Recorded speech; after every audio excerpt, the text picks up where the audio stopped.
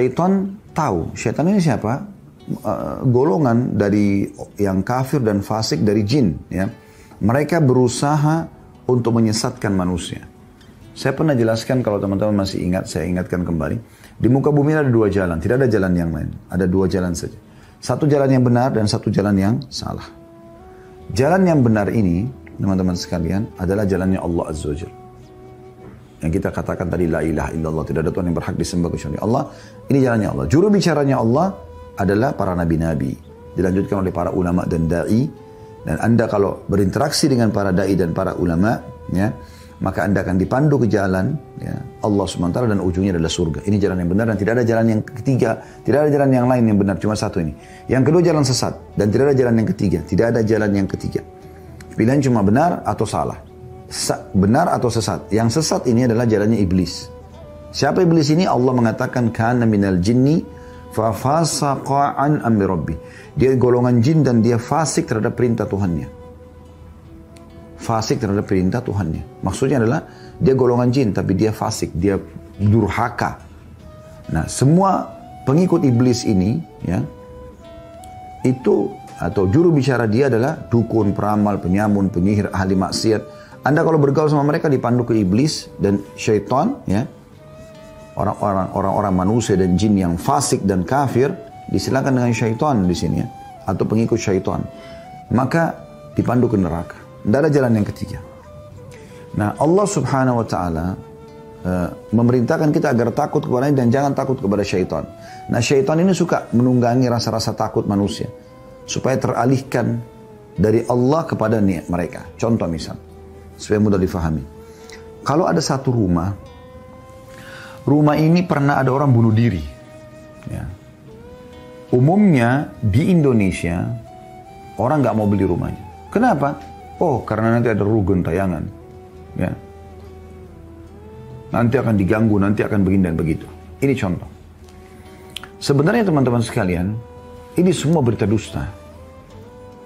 Kalau Anda lewat di rumah yang tadinya ada orang bunuh diri itu, maka syaitan di sekitar rumah itu akan cuma membisikkan kepada Anda, menunggangi potensi takut Anda yang harusnya untuk Allah. Itu yang bunuh diri itu perempuan, rambutnya panjang, matanya belalak, apalah pakai baju putih misalnya, digambarkan begitu. Kalau Anda takut kepada syaitan itu yang Allah mengatakan tadi dalam firman-Nya ini, itu adalah syaitan-syaitan yang menakut-nakuti wali-walinya atau pengikutnya, maka jangan kalian takut kepada mereka, tapi takutlah kepadaku kalau kalian benar-benar beriman, ya. Maka kalau ada orang takut di situ dengan bisikan syaitan ini, maka nanti pada saat dia lihat ke arah rumah itu, dia bisa melihat nanti, ya, syaitan mengelabuhi mata dia, ya, menipu dia, ternyata betul apa yang tadi digambarkan itu. Tapi kalau seandainya Anda tidak takut, takut Anda hanya kepada Allah SWT. Anda tepis, Anda baca a'udzubillahi minasyaitonirrajim. Aku berlindung kepada Allah dari syaitan yang terajam, dilempar dengan panah-panah api.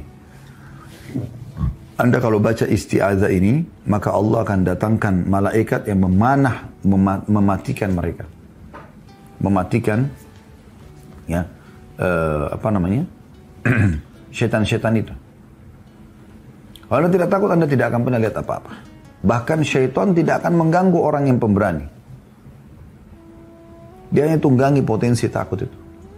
Ini terjadi, Allah gambarkan dalam surah Jin, surah nomor 72 dalam Al-Quran, bagaimana orang-orang Mekah dulu, yang masih kafir, ya, mereka sebelum diutus Nabi SAW, atau pada saat Nabi SAW sudah diutus dan masih mereka yakini itu, mereka kalau lakukan perjalanan keluar kota Mekah, kalau mereka istirahat di sebuah lembah, mereka sudah tancapin tenda-tenda mereka, kemah-kemah mereka, maka mereka teman-teman sekalian atau pemimpin kafilah itu keliling di kemah-kemah semua orang yang ikut sama dia dalam kafilah itu, kemudian dia mintain bekal-bekalnya.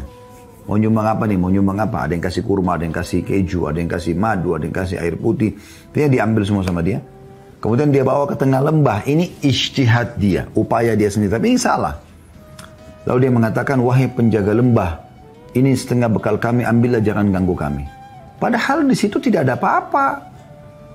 Semua bumi ini diurus oleh malaikat. Anda bisa baca surah nomor 77 dan 79 dalam Al-Quran.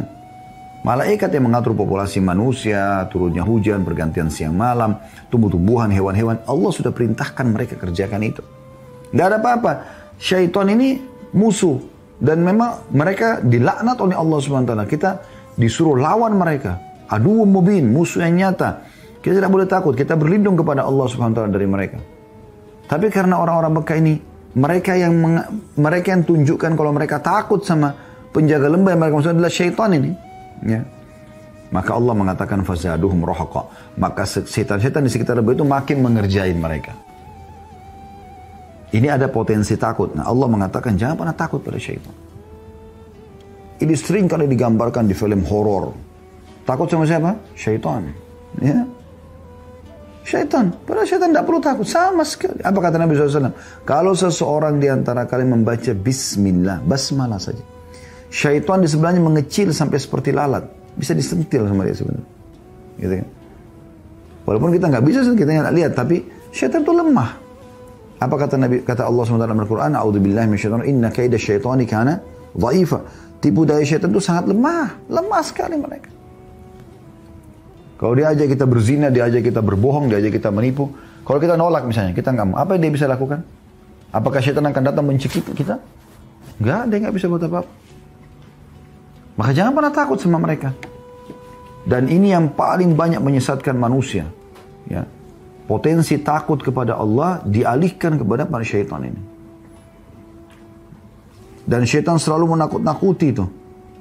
Sampai kata Nabi SAW dalam sebuah hadis, kalau ada orang yang mau menganut agama Islam, syaitan akan datang menakut-nakuti dia. Sambil mengatakan kepada dia, ya, sambil mengatakan kepada orang tersebut, untuk apa kau tinggalkan agamamu dan segala macam. Dia bisik-bisikin begitu. Tapi dia kufur kepada syaitan, kata Nabi SAW. Dia tolak. Kemudian dia masuk Islam. Lalu setelah itu dia pun mau hijrah. Pindah ke wilayah komunitas kaum muslimin biar bisa leluasa beribadah. Maka syaitan akan bisikin bagaimana bisa kau tinggalkan negara kamu dan segala macam. Sampai dia nolak. Dia kufur kepada syaitan. Ya. Lalu kemudian dia hijrah. Setelah itu ada komandan jihad. Pada saat dia mau ikut jihad, maka syaitan mengatakan, ini kata Nabi SAW dalam hadis sahih ya, syaitan akan takut-takutin, dia mengatakan nanti istrimu akan nikah sama laki-laki lain, bagaimana dengan hartamu, segala macam ditakut-takuti. Tapi dia kufur kepada syaitan, lalu dia pergi berjihad sampai dia terbunuh mati syahid. Ingatlah, kata Nabi SAW, siapa yang lakukan itu, maka wajib baginya masuk ke dalam surga.